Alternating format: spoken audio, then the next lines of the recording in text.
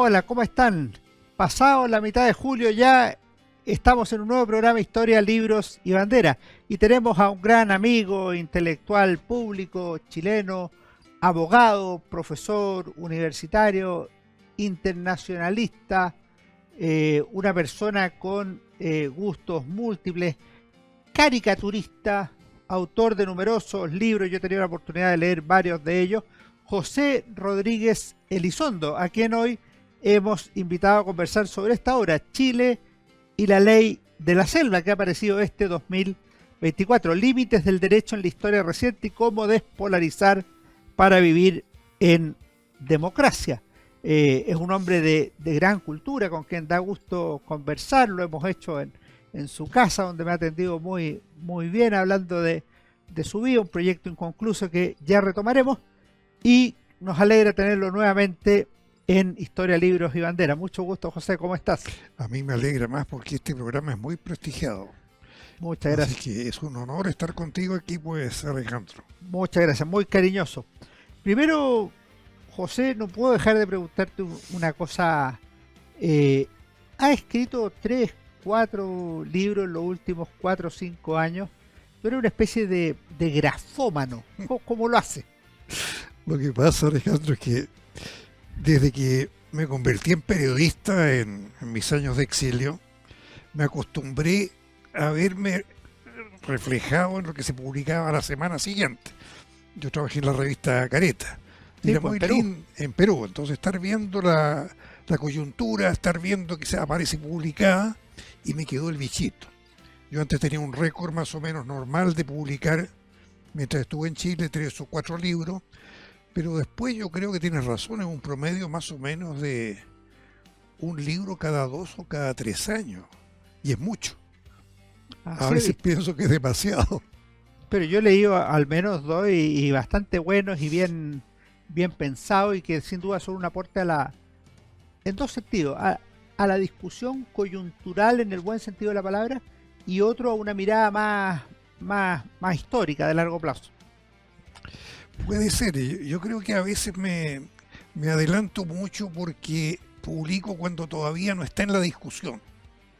Entonces, por ejemplo, mi libro El día que me mataron, que es uno de los que más me gusta personalmente, Sí, autobiográfico, ocurrió en tiempo de pandemia, y yo creo que muy poca gente lo ha leído. Es muy entretenido. Pero yo me entretuve mucho porque recordar, tú sabes, cuando uno recuerda, vienen en cadena, ¿no? Me acordé de un episodio y vienen en cadena los demás. Y ahí estaba mi experiencia en la guerra de Vietnam, mi experiencia en el gobierno de Allende, mi experiencia en la República Democrática Alemana. Entonces fue... En Perú. Bueno, en Perú, claro, en la revista Careta, justamente. Pero además tú tienes libros que son propiamente, podríamos decir, intelectuales, de reflexión. Por ejemplo, yo he leído uno sobre el tema civil-militar en la historia de Chile. Tienes otro que no te sabría decir el año, pero será poco después del 90, sobre la transformación que había experimentado el socialismo en América Latina y en Wow. Chile. Entonces, Qué bueno que me hayas recordado eso, porque la gente que lo ha leído siempre me ha empujado para que haga una versión actualizada de ese libro. habría que hacerlo. Hay lectores muy entusiastas, se llama Crisis y Renovación de las Izquierdas, Así es. que es la secuela de uno primitivo que se llamó La Crisis de las Izquierdas en América Latina. Después vino Crisis y Renovación de las Izquierdas, y me dice, ¿por qué no sacas ahora un libro que se llama Crisis de las Izquierdas Renovadas? Que es lo que estamos viendo hoy día, ¿no? Claro. Es un libro gordo de unas 300 páginas más o menos, que ojalá alguien me entusiasmara para decirme, bueno, te aseguramos la publicación de esto, ¿no? Vamos a tener que meterle cabeza, entonces lo dejamos como tarea. Te lo planteo porque si yo tuviera la certeza de publicarlo rápido, me meto a ese libro. Me comprometo a eso. Magnífico. Así que dejamos un acuerdo público. Magnífico. Oye, y antes de entrar al libro que hoy nos convoca, te quería preguntar otra cosa. Tú eres además caricaturista, yo lo mencioné, pero también eres, no sé cómo llamarlo así, aficionado o incluso crítico de cine. ¿Qué otros gustos tienes de estos que van por el lado de la vida intelectual letrada. Mi problema, Alejandro, ha sido la dispersión. Nunca me he podido concentrar en un género.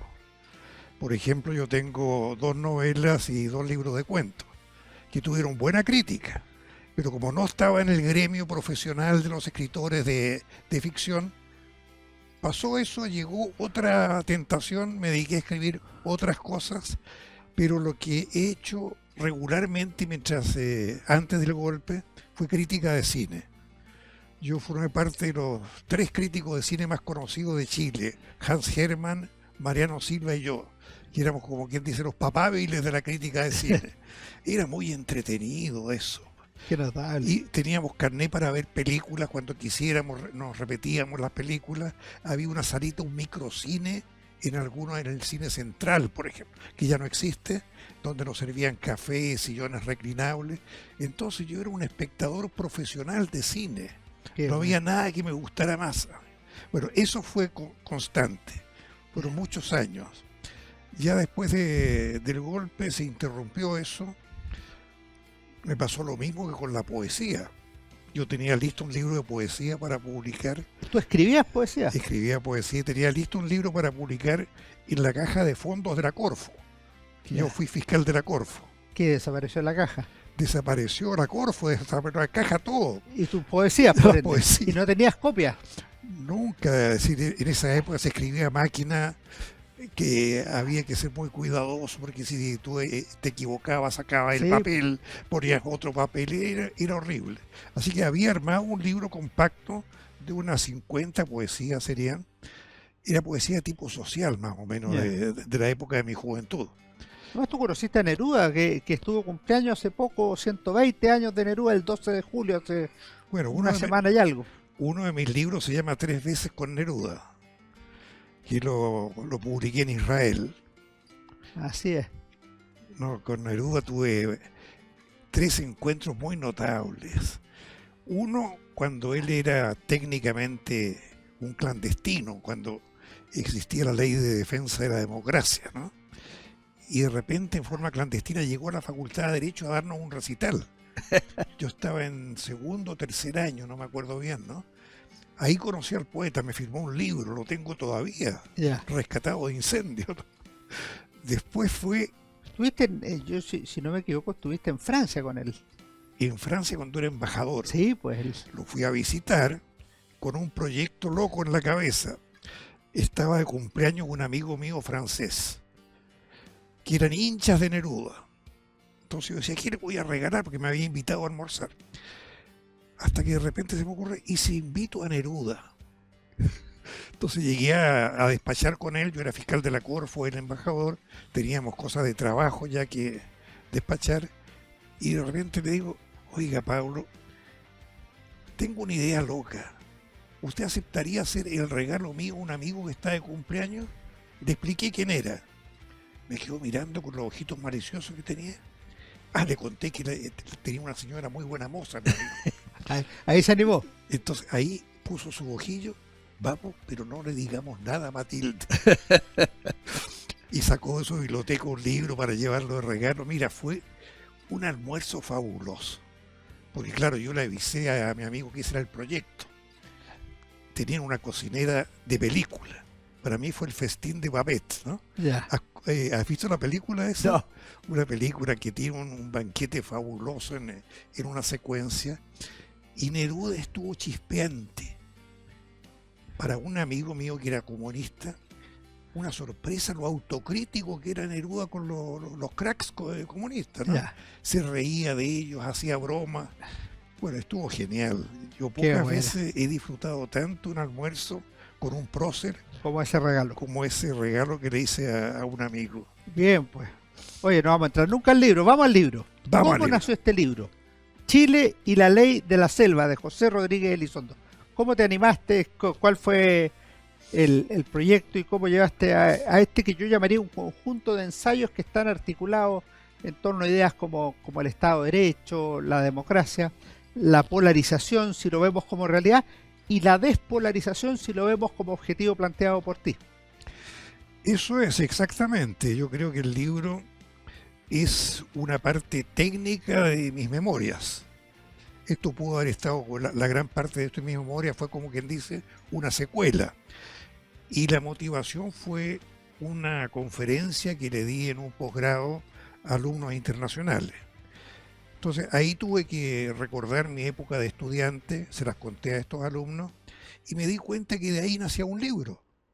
Una hora académica es muy poco, así que hice transcribir la conferencia, la puse ahí en el computador y de ahí se expandió el libro con esas cosas mágicas que tú conoces, ¿no? Tú empiezas a escribir y el capítulo te trae otro y otro y otro, hasta que descubrí yo mismo que el eje de esto era el derecho, pero el derecho de una manera muy, muy especial, del fetichismo del derecho para hacer una transición al socialismo, al fetichismo del derecho para modificar el derecho vigente y hacer una refundación. Es decir, proyecto Allende, el proyecto que que vivimos en la época de de la primera convención, sí. Así es que de ahí fue derivando esto y llegué a esta conclusión final que de alguna manera la continuidad institucional de Chile se ha mantenido por el fetichismo del derecho. Porque de todas maneras hay un reflejo profundo se vuelve en el alma chilena que dice, sí, pero esto está contra la ley, aunque la ley a veces no se respete, aunque echa la ley, echa la trampa, es el gran aforismo chileno, ¿no?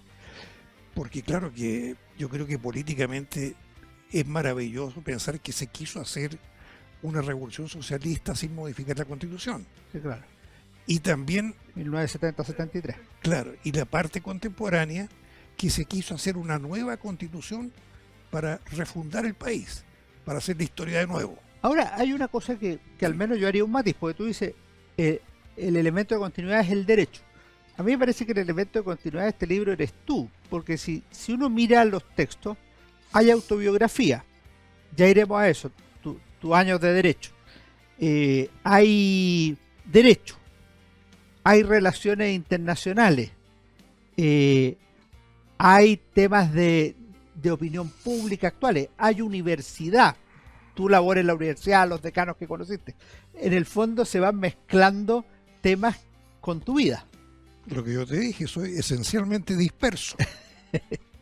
O sea, yo no escribo libros que sean una continuidad, salvo las novelas. Y las novelas tuve que hacerme un guión y seguirlo con inicio, con intermedio y final, ¿no? Para que tuviera lógica. Claro, claro, mis dos novelas son de mucha lógica. Los cuentos son naturalmente pequeños golpes de knockout, como decía un cuentista, ¿no? En el cuento hay que ganar por knockout, tiene que ser rápido. Pero mis libros de tesis, de ensayo, son un poco plurales, dispersos. La crisis y renovación de la izquierda es en ese sentido más coherente. Ahora te quiero preguntar por el comienzo. Tus estudios universitarios, porque tú una de las cosas que dices es que el derecho era una forma de mantención del orden social y con el paso de los años el derecho pasa a ser un modo que ayuda a la transformación de ese orden social hacia el socialismo. Ahí está tu primer libro, del 68 me parece, están los textos de Eduardo Noboa Monreal, la vía chilena, la vía legal al socialismo se llamó, uno que publicó la Universidad Técnica del Estado, y otros temas. Pero me interesa también no solo el tema conceptual, sino que el tema vivencial. ¿Cómo viviste en los años universitarios en Derecho? Porque me llama la atención que conociste a personas que después llegarían a ser destacadas figuras políticas del mundo del derecho y en diversos planos. Bueno, yo llego a mi facultad de Derecho, donde estaba la playa de los profesores más famosos de Chile. Era un semillero justamente de políticos, porque la gente llegaba, se formaba con ellos para ser políticos después. Pero me impresionó mucho que en el derecho privado había un espíritu conservador que no me satisfacía. Era la convicción que me produjeron que el derecho era para conservar lo que estaba. O sea, el derecho era un estatuto del orden social vigente.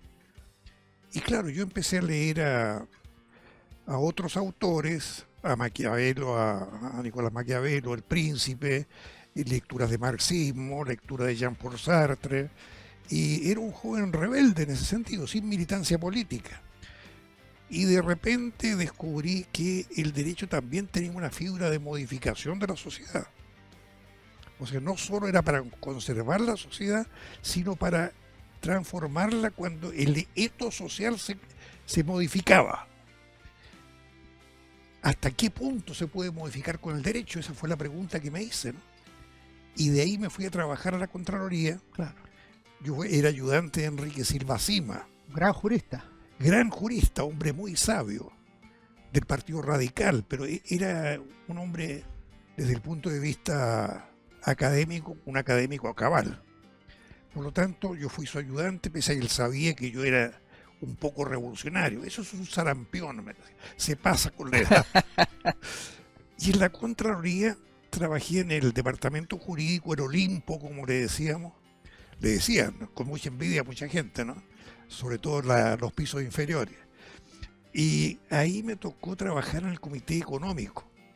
Y todos los días yo aplicaba normas que fijaban precios a los artículos de primera necesidad. Normas que podían expropiar empresas cuando no cumplían con su función social de satisfacer las necesidades del pueblo, etcétera. Legislación que había nacido en épocas muy, muy convulsas, pero que estaban vigentes. Y de repente me doy cuenta que el conjunto de esas leyes te permite transformar un país, de un país conservador en un país rumbo al socialismo. Y de ahí nace mi primer libro político, digamos, La teoría secreta de la democracia invisible. Lo tengo, me lo conseguí. ¿Lo tienes? Sí, lo conseguí. Caramba. Tú me lo nombraste una vez y dije, lo voy a buscar hasta encontrarlo. Eres realmente un detective de biblioteca. Así que está. Bueno, ese libro que estaba en el tono filosófico, ¿no? Ya conocía a Kelsen, conocía a un montón de juristas.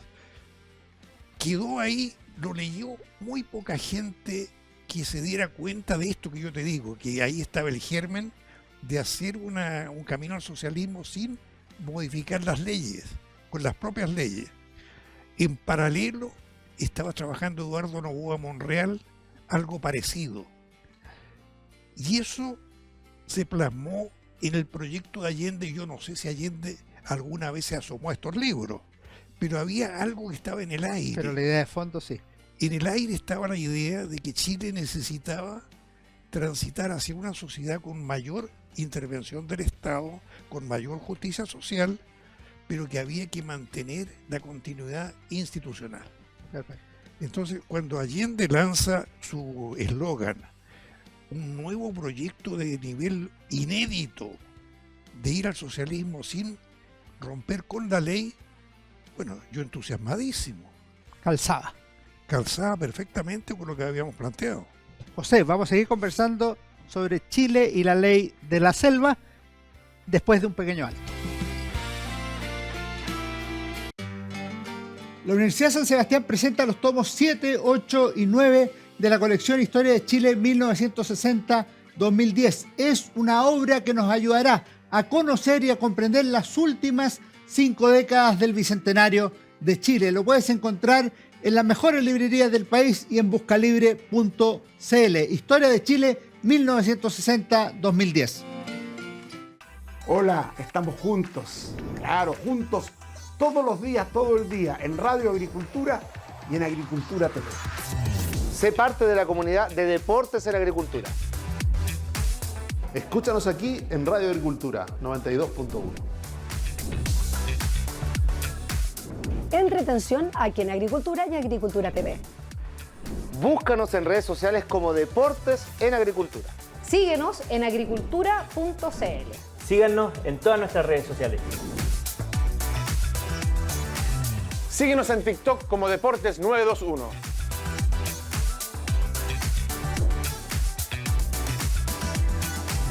Aquí estamos conectados con Agricultura, más de 21 años liderando la audiencia gracias a su sintonía. Conectados con Agricultura. Sigue la programación de Deportes en Agricultura a las 7 de la mañana y a las 14 horas. Somos agricultura.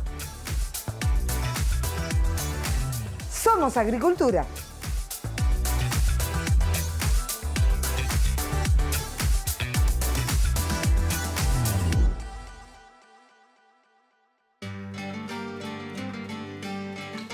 Seguimos conversando con José Rodríguez Elizondo, Chile y la ley de la selva. Aprovecho de recomendar el libro, pero también otros libros del mismo autor, muy entretenido, además muy valiosos culturalmente. El día que me mataron, particularmente delicioso, con anécdotas para todos los gustos. José, tú no eras militante, pero sí te vinculaste al Partido Comunista después.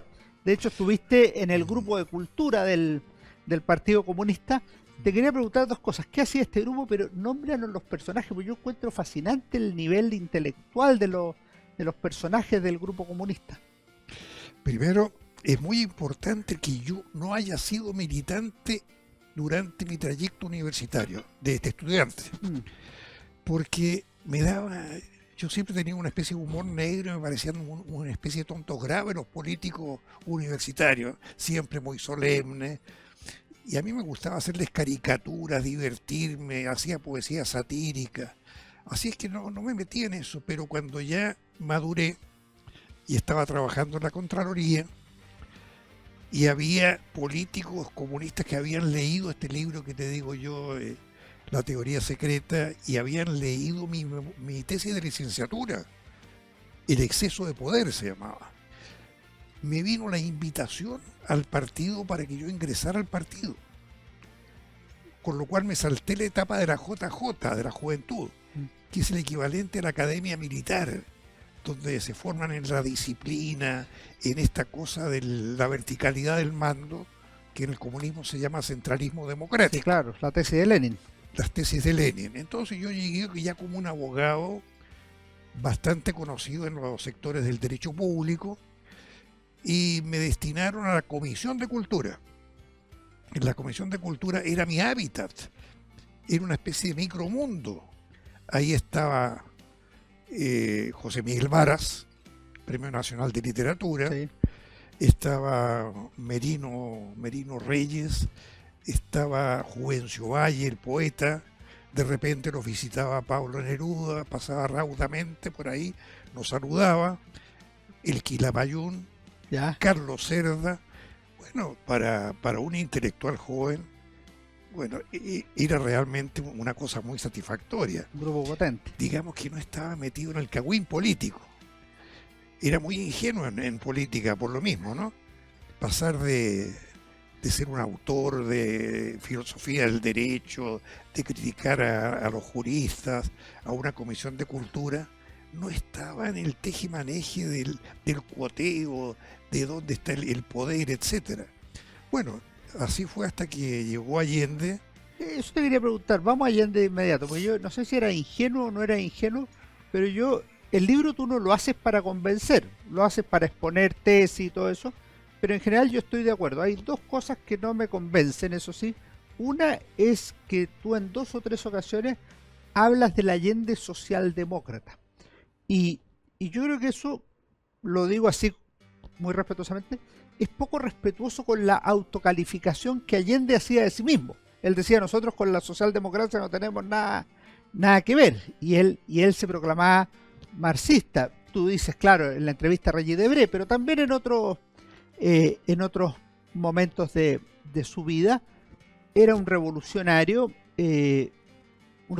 a las chilenas, si queremos, pero socialdemócrata a la usanza europea no era. ¿Cómo conjugas tú las dos cosas?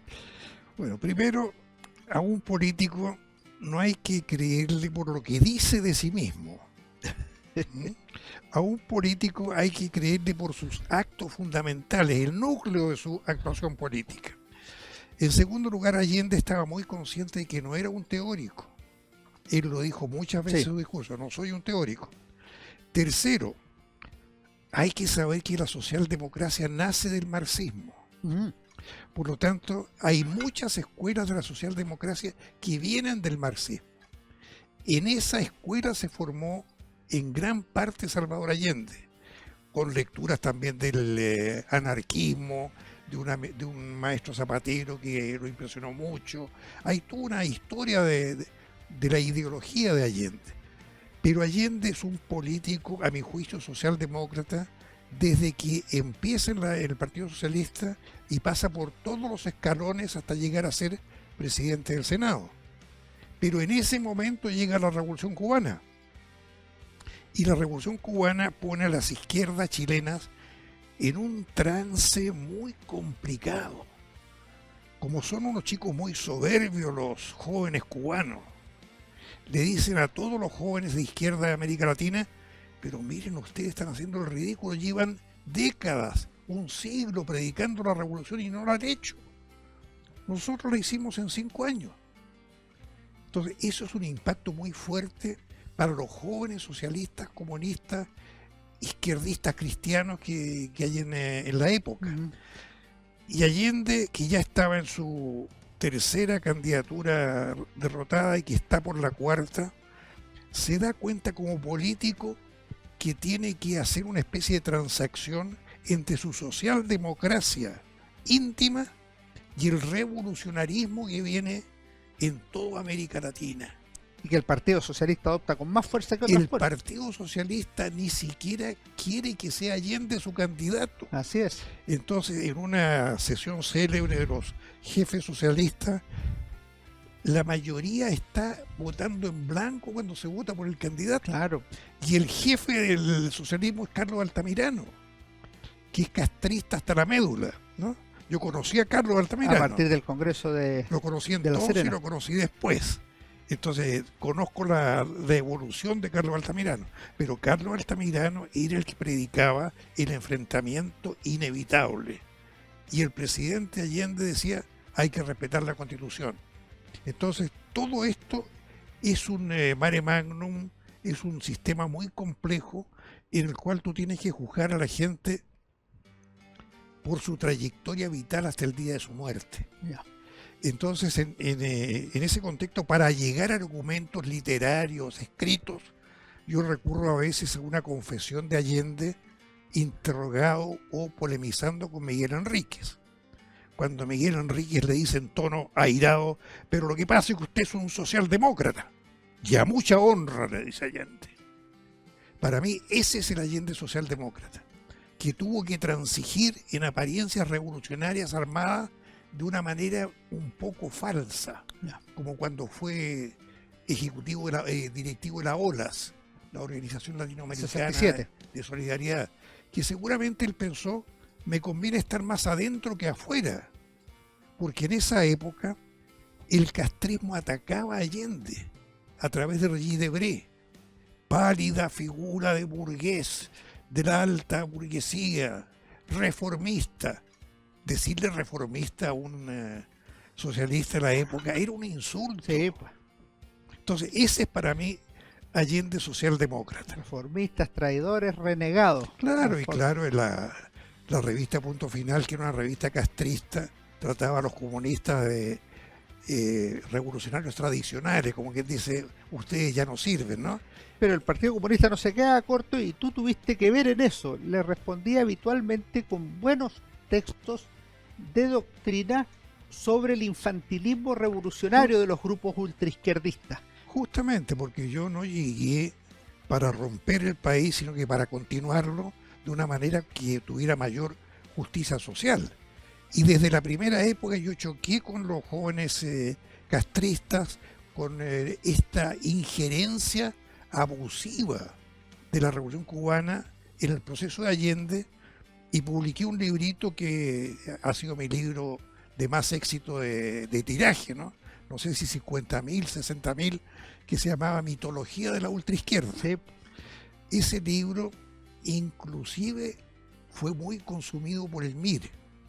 Y estando en el exilio, y esto es una anécdota que la tengo para alguna publicación, recibí una carta con un miembro del comité ejecutivo del MIR diciéndome que él había leído con mucho detenimiento este libro y que de alguna manera él estaba llegando a esas tesis.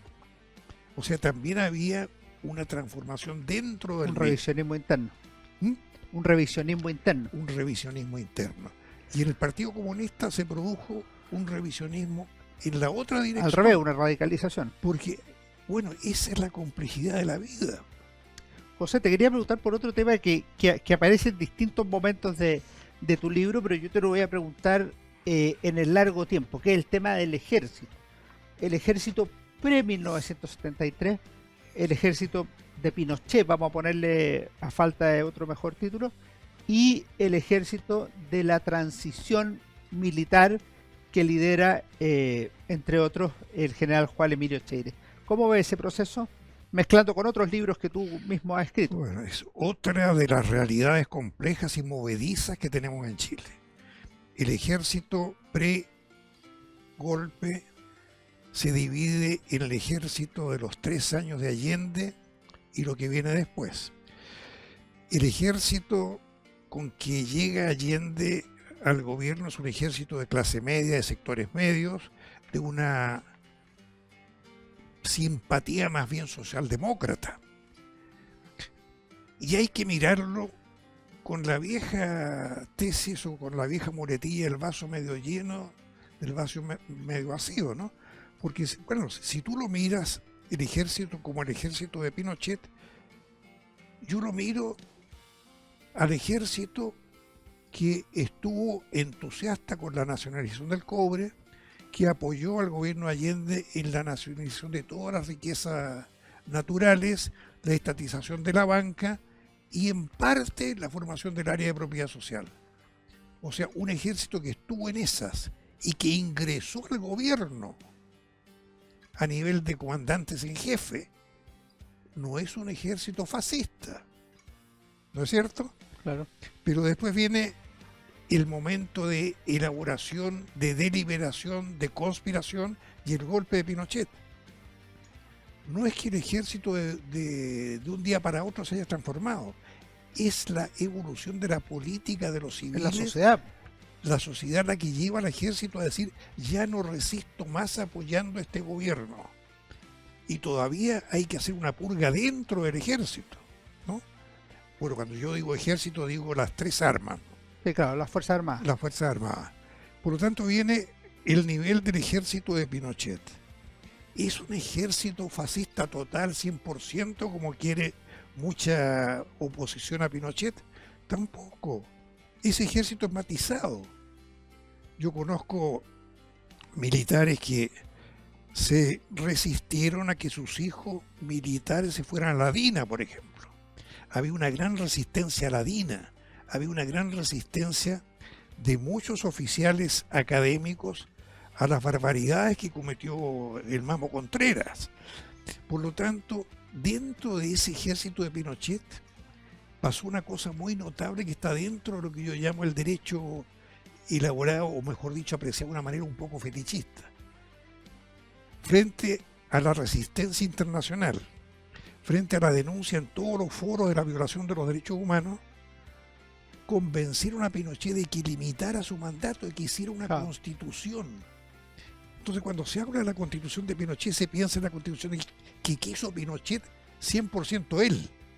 Una constitución que fue también presionada por sus coroneles, por sus generales, que eran institucionalistas. Entonces, tampoco es una cosa de en blanco y negro. Y fue la constitución que Patricio Aylwin, Enrique Silva y otros próceres políticos apreciaron como posible de usar para hacer la transición. O sea, la gran sabiduría de estos dos personajes políticos que yo conocí muy bien, Patricio Aylwin y Enrique Silva, fue decir, mire, no sacamos nada con ir a la lucha armada contra este régimen, con la fuerza que tiene. A su vez, ambos destacados juristas. Por supuesto, o sea, hay que usar los recursos de la Constitución que ha aprobado Pinochet para de ahí negociar con los militares y hacer una transición. Entonces, era eso o lo otro, lo posible contra lo utópico. Pero claro, hubo mucha gente en Chile que se quedó con lo utópico diciendo negociaron con los militares. Y para cerrar, ¿cómo se inscribe Cheire en este esquema? Ahí viene el talante conservador de los ejércitos. Todo ejército es conservador en su etos, porque mantienen los valores tradicionales de un país. Tienen un concepto de la patria que no sé si será más profundo, pero es más permanente que el de los civiles. O sea, ellos son educados en el apoliticismo, mejor dicho, en la no deliberación, en el no partidismo, porque están dedicados a defender a todos los chilenos. En ese sentido, entonces, cuando viene el momento de la transición a la democracia, el ejército no puede darse un vuelco de golpe y porrazo. Tiene que ir transitoriamente de comandante en jefe a comandante en jefe hasta llegar a Cheire. Entonces, primero Ricardo Izurieta. Después de Ricardo Izurieta viene Cheire. Y después Óscar Izurieta. Y después Óscar Izurieta.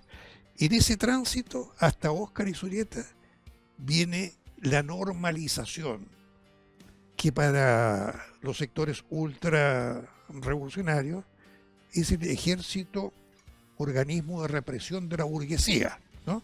Pero es el ejército que llega a ser un ejército que no se mete en política, que está dispuesto a colaborar con los gobiernos, un ejército que le gustaría ser polivalente, pero sin perder su profesionalidad esencial, que es la preparación para defender a Chile con las armas. Entonces, es muy interesante ver que en ese tránsito los oficiales de las tres armas han llegado a una preparación cultural, profesional, intelectual, que era impensable en la época en que yo era un joven estudiante. Porque hoy día la cantidad de doctores, de magísteres, de oficiales que van a hacer perfeccionamientos a otros países es muy grande. Un cambio cualitativo y importante. además tiene un sistema de educación que es continuo. Entonces, en mi libro que tengo sobre la historia de la relación civil-militar, yo hago un pronóstico diciendo, mire, la calidad de los políticos civiles está decayendo y la calidad profesional de los militares está subiendo. Ya no es posible golpes sangrientos, pero sí es posible una mayor participación de los militares en el manejo del país. Porque si tú quieres que la gente competente ayude a mantener el país, no tienes por qué excluirlos. Así es. José, vamos a hacer el último alto y te dejo plantear una pregunta. El estallido revolucionario de 2019, ¿cuál es tu balance? Volvemos con José Rodríguez Elizondo luego de un pequeño alto. La Universidad San Sebastián presenta los tomos 7, 8 y 9 de la colección Historia de Chile 1960-2010. Es una obra que nos ayudará a conocer y a comprender las últimas 5 décadas del Bicentenario de Chile. Lo puedes encontrar en las mejores librerías del país y en buscalibre.cl. Historia de Chile 1960-2010. Hola, estamos juntos, claro, juntos todos los días, todo el día, en Radio Agricultura y en Agricultura TV. Sé parte de la comunidad de Deportes en Agricultura. Escúchanos aquí en Radio Agricultura 92.1. Entretención aquí en Agricultura y Agricultura TV. Búscanos en redes sociales como Deportes en Agricultura. Síguenos en agricultura.cl. Síganos en todas nuestras redes sociales. Síguenos en TikTok como Deportes 921.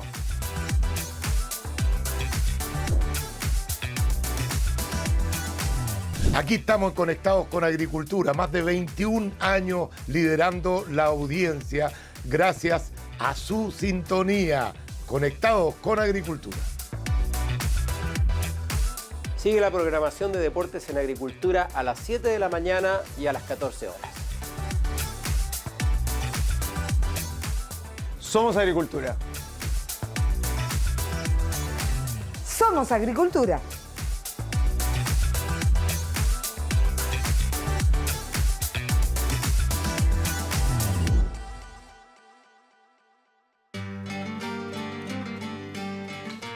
Volvemos en Historia, Libros y Banderas, en nuestro último bloque con José Rodríguez Elizondo. Chile y la ley de la selva. ¿Estás en condiciones, casi a 5 años de lo hecho, de hacer un balance del estallido revolucionario, como le llamas tú, de 2019? Bueno, traté de hacerlo ahí. No sé si lo conseguí. ¿Qué nos puedes decir?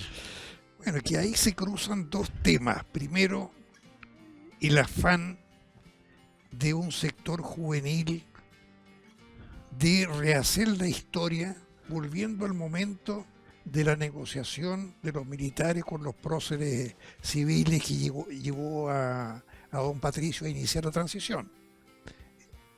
Estos jóvenes dicen, no, eso fue una especie de traición al ethos democrático revolucionario del pueblo, el pueblo, ¿no? Este concepto pueblo que yo no sé muy bien lo que quiere decir.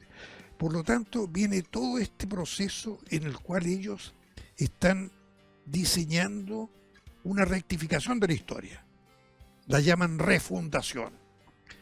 Pero ahí chocan con una cosa muy notable. No hay líderes de calidad en los partidos políticos. Viene la decadencia de los partidos políticos. Llegamos así hasta el gobierno de Piñera. El gobierno de Piñera, que es un gobierno que yo elogio mucho desde el punto de vista de la gestión, era un gran gestor, Sebastián Piñera, tiene una resistencia encarnizada en quienes lo ven como un empresario, que lo ven como un tipo que ha mezclado los negocios con la política, y se va creando el concepto de situación revolucionaria que lo han leído en algún folleto de Lenin. Lenin decía que hay momentos de crisis en los países en los cuales los que están arriba, los que gobiernan, no pueden seguir gobernando como antes, y los gobernados no aceptan ser gobernados como antes. Esa es una situación revolucionaria, y ahí hay que provocar los estallidos. Pero claro, Lenin y Marx siempre hablaron de que eso había que aplicarlo a situaciones concretas en países concretos. O sea, no bastaba con pensar una teoría sin que el país real estuviera en estado de ebullición contra el gobierno y sin que el gobierno estuviera maniatado y no pudiera actuar. No, tú no lo dices ahí, pero y también tenía que hacer una vanguardia revolucionaria y no debía ser fruto del espontaneísmo. Y tienes toda la razón. Esto supone al mismo tiempo un partido de revolucionarios profesionales. Así es, pues en qué hacerlo. Que era el de Lenin, ¿no? En qué hacer. Por lo tanto, se produce la exasperación del malestar en Chile agitado de esta manera, y es ahí donde yo creo que tiene que haber un centro organizador. Yo no creo en los espontaneísmos. No hay un partido de revolucionarios profesionales como los bolcheviques, pero hay organizadores barriales, de comunidades, y de repente hay una comunicación que dice hoy es el momento, posiblemente también con asesoría extranjera, eso no lo descarto. O sea, la clave para esto está en que hubo atentados tan organizados como los de la red del metro. Entonces viene esto, hay intentos de marchar hacia la moneda. En ese contexto se producen acusaciones constitucionales contra Piñera, o sea, el tema del derecho siempre, pero no surge el líder, pues.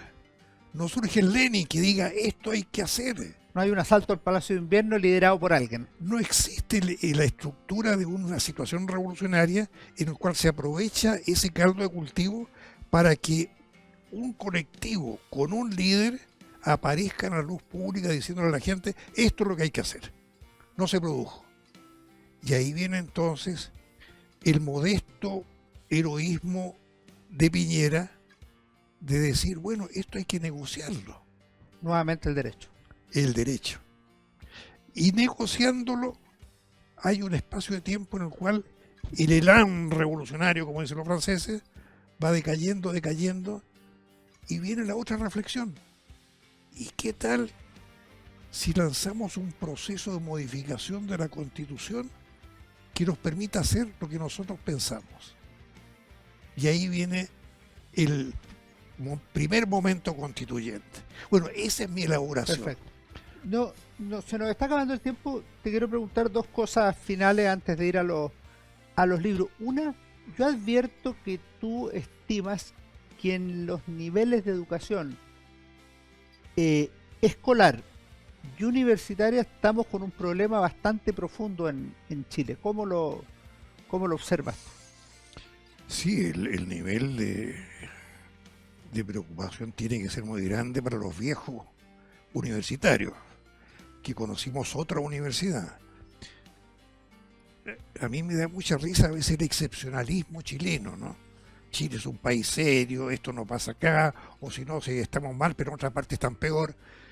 Pero sucede que nuestra Universidad de Chile, ya en 1842, con su primer rector Andrés Bello, era una universidad de la libre expresión, de la tolerancia de las ideas, de la forja de líderes políticos, porque es un semillero de gente calificada. En mi facultad tenemos un edificio que se llama de los presidentes, 17 presidentes que pasaron por ahí, que se sentaron en los mismos bancos en que me sentaba yo.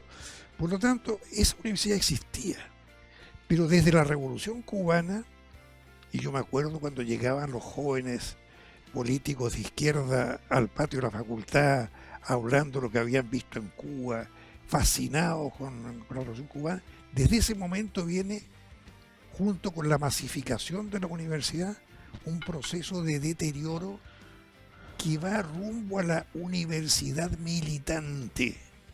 O sea, el objetivo tácito o explícito de muchos de esos jóvenes era convertir a la universidad en un centro revolucionario.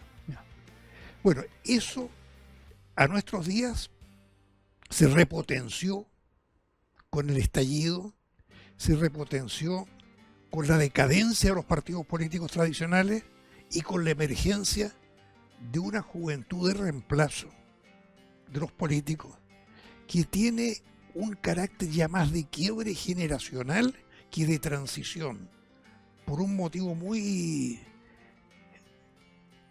yo te diré, muy impensable, que era la revolución tecnológica. O sea, los nativos computines tienen un mundo de diferencia conmigo y contigo y con los que son un poquito mayores que ellos, ¿no? O sea, yo cuando veo a mis nietos, por ejemplo, que intuitivamente manejan cualquier aparato computacional, yo pienso que esa estructura tecnológica lleva una nueva manera de pensar, algo que fue planteado hace muchos años por McLuhan. Claro.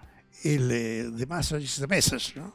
Bueno, el aprender a comunicarse por tweet, por X, por chat, va quitando tiempo de lectura, tiempo de profundización, y los que tenemos esa formación nos alejamos demasiado de los jóvenes que están actualmente gobernando o estudiando.